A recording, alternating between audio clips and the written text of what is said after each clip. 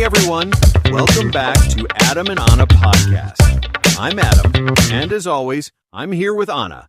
Today, we're talking about something super practical, how to get around town and, actually ask for directions in English without feeling awkward.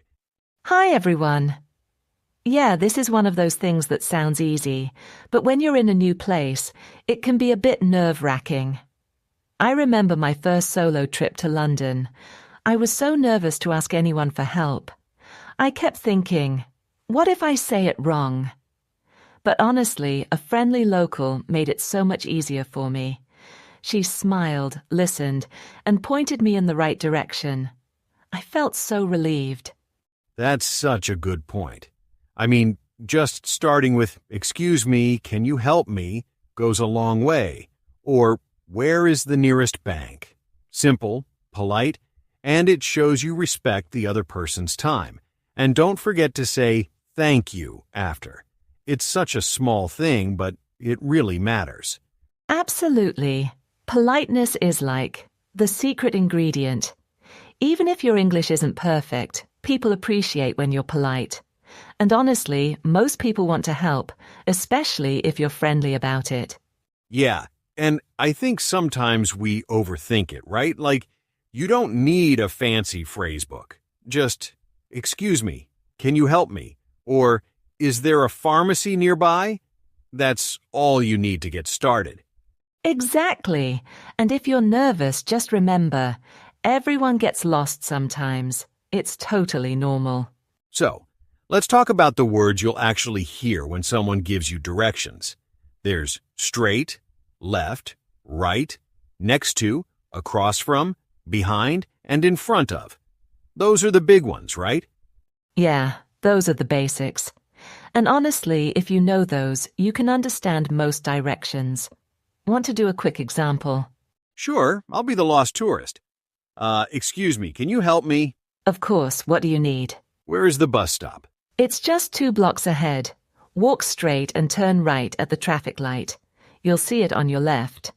Thank you so much. You're welcome. See, that was pretty simple. And if you break it down, 2 blocks ahead just means go forward 2 streets, turn right at the traffic light is when you see the red and green lights, and on your left is, well, the left side of the road. And if you hear next to, it means right beside something. Across from is on the other side of the street. Behind is, at the back. And in front of is, well, in front. I always mix up across from and next to when I'm tired, honestly. Yeah, and if you're not sure, just ask them to repeat or use their hands to point. Most people will help you out, and sometimes repeating the directions back helps clear up any confusion. Like, "So I go straight, then left?" Exactly. Simple language and a bit of repetition can make a huge difference.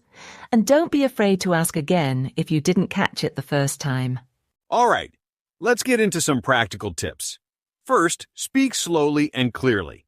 I know when I get nervous, I start talking way too fast, and then nobody understands me, including myself. Same. And using simple words is key. You don't need to use big, complicated sentences. Just left, right, straight. That's enough. And if you're not sure, repeat the directions back. Like, "So, turn right at the bank, then go straight." Yeah, and here's a tip I saw a tourist use in New York. They wrote down the name of the place they wanted to go. Then, when they asked someone, they just showed the paper. The person was able to point them in the right direction, no problem. Super smart, honestly. That's a great idea. And if you get confused, don't panic. Just ask, "Sorry, can you say that again?" Or, "Could you show me on a map?" People are usually happy to help, especially if you're polite about it. And if the directions are really complicated, sometimes it's okay to ask for just the first step. Like, "How do I get to the train station?" And then, once you get to the first landmark, ask someone else for the next part. It's like one step at a time. Yeah, that's how I survived my first few trips. And honestly, the more you practice, the easier it gets. So don't be shy. Just give it a try. All right, I think that's a wrap for today. If you found this helpful, stick around for more episodes. We've got lots more practical English tips coming up. Thanks for joining us. Adam, always a pleasure chatting with you. And to everyone listening, keep practicing, stay curious, and don't be afraid to ask for help when you need it. See you next time, Anna. Bye, everyone. Bye for now. Like, share, and subscribe to the Adam and Anna podcast.